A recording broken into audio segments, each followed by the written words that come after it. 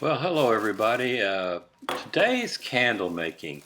This is something I've been doing for decades, and I thought today I could just, show you how to go through just the very most basic things. I think if you give it a try, you'll really like it too.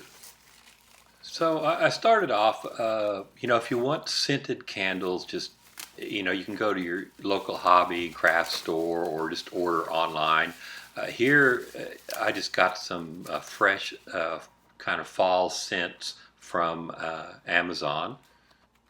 It's kind of cozy home. I mean, how can that be bad? Uh, so anyway, I'm going to just go through how to bake, make some just basic votive candles today. Of course, you don't have to use scent. You can just make them unscented. And I guess also I could say that you can buy little votive candles at Walmart for almost nothing. So you really won't save money, but it is fun to do, and you can make them a little bit more decorative, perhaps. And uh, it's just fun to make stuff. This little package, I'll see if I can get the link in the description, had six aromas in it. I know these are all chemicals, but it's okay. Well, it's okay for me. I guess some people are more sensitive to that sort of thing. Uh, all right, well, there you go. Let's just get on with it and see what we can do. So, don't let this intimidate you. It's I've got a lot of little tools here, but they're basic things. You'll need a hot plate, and I would if you have to buy a hot plate, I definitely get one that has an auto shut off feature. I've accidentally left this thing on, and it really, I hate to burn the house down making candles. That wouldn't be too good. So get a hot plate with an auto shut off. And then you're going to need a double boiler, which really is just an aluminum pan and an aluminum pitcher. This pitcher I just put in there, it said clear on there. I actually have two pitchers, one that has the colored wax and one of them that has white wax.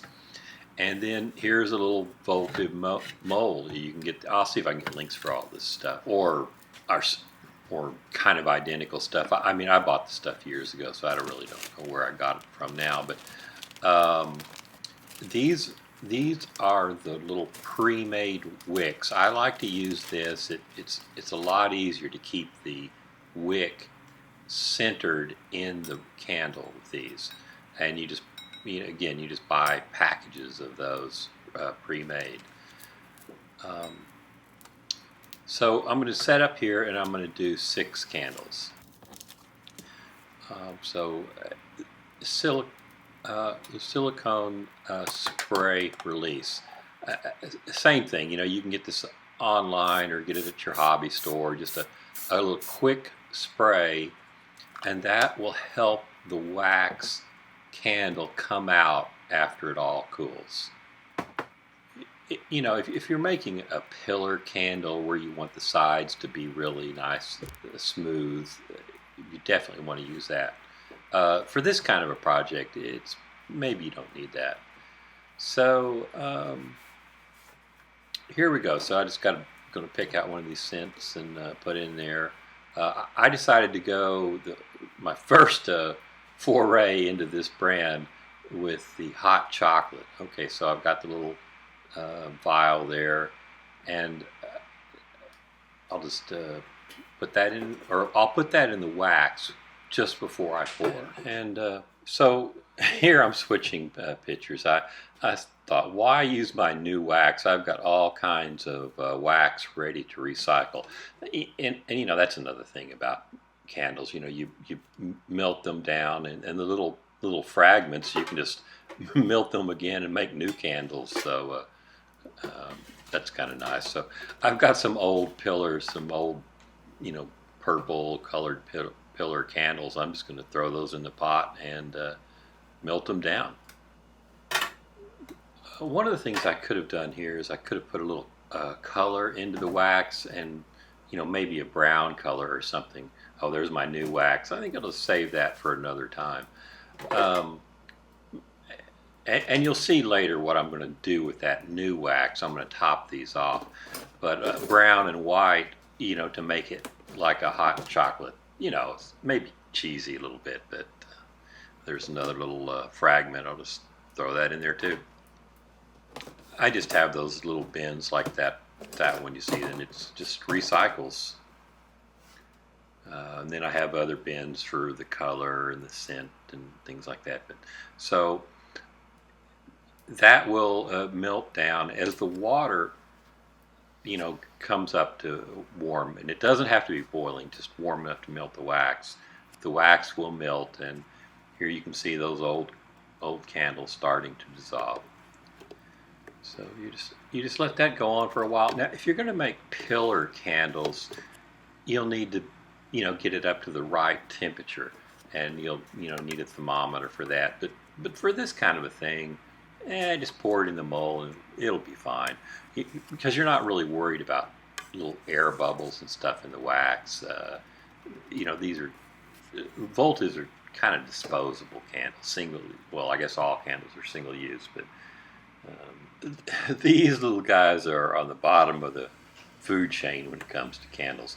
Also, when you melt down or recycle those old candles, you're going to get string and carbon and stuff in the wax. So that's why I have a separate pot for recycling wax, and I don't pour out, all those contaminants in. I just pour kind of off the top. So I didn't know how much of this to use. More than a few drops. This has got that little drop. I'm just going to go in there. You see how much I put in there? I think, after the fact, I think I could have used actually a little bit more. A different scents, I have different strengths. These are not really, weren't really strong scents. So I might have been able to put that whole bottle in. But anyway, it's good enough for what I need. So quick stir, and then you're ready to pour. Get the little wicks, into the molds there. Of course, one wick per mold. And if you get the wicks with the large bottom plate, that'll help keep it centered in there. I've got this little dental pick here, and I'm going to just hold that down, make sure it's flat, and pull the wick up a little bit so that it's straight. Can I call the wick a string? It's a string. There are different size wicks for candles, so these pre-made ones are nice because you don't have to worry about the technicals of which kind of a wick to use.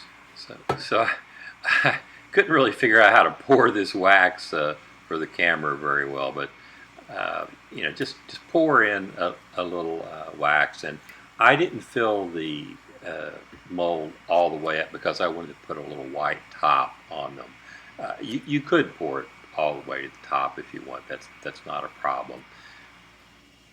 Wax will shrink as it cools, so there is a little bit of a technical thing here. You're going to have to come back and fill these voltives again, and you want the wicks will also tend to kind of fall over to the side. So after the wax cools a little bit, you'll straighten the wick up in the mold. I'll film that. I guess after the fact I filmed that. Now, look at that. I pulled the wick right out of that mold. So another reason to use a dental pick, I can just grab the metal and just pull it right out of there. Throw another one in there. Okay, so I've got the wicks and pretty well aligned.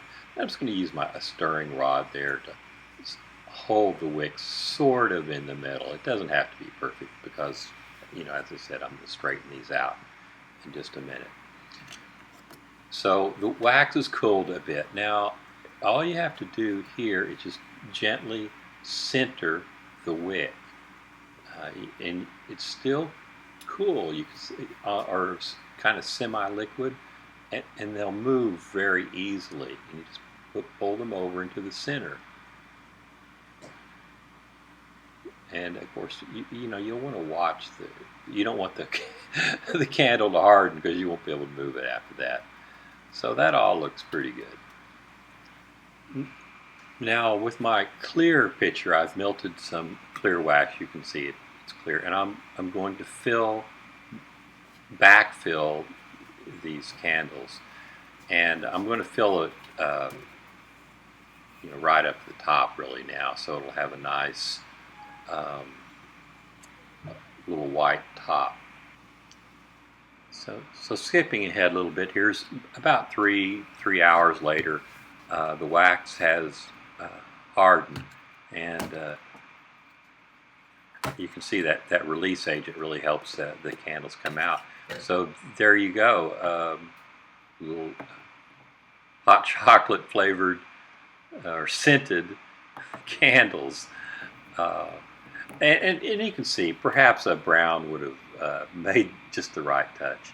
I've made these in candy corn with orange and yellows, and I think it's a nice little thing to do. Take these inside and light them up. Thank everybody. Thank you for watching. And I really hope that if you decide to make some candles, you have good luck with it. I really enjoy it. Thank you.